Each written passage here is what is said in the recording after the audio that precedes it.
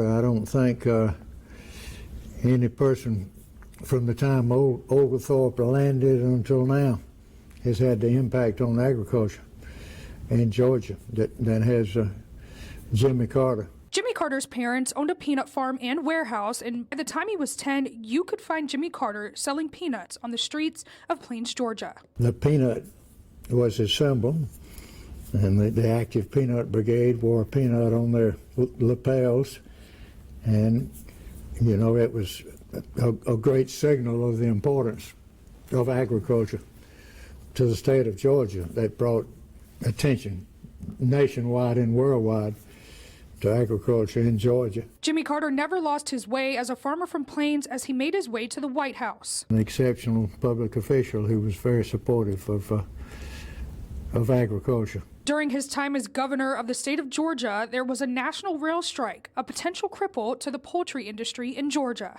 He suspended the truck weight limits for the state so that feed could be delivered enough, and had he not done that, the poultry industry in Georgia would have been devastated. And when he made it to Washington, farmers was struggling, and the country was in a recessionary time.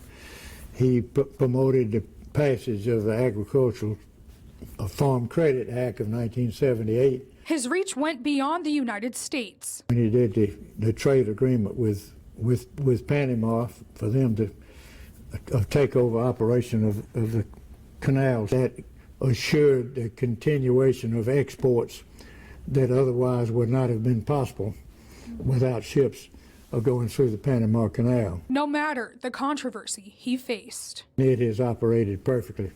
That was many years ago, and it has continued to operate and has expanded. So, you know, history has proven that he was correct and that he provided the leadership at the right time. 1977, not even a year into his presidency, was a time period known as the farm crisis. You know, agriculture goes through cycles, and that unfortunately was one of the low points, but I think he did everything possible to help. That legislation, which he spearheaded and signed into law, kept some farmers in business who would have not survived. His leadership would eventually earn him a place in the Georgia Agricultural Hall of Fame. He was smart, but he always wanted to learn more and do more.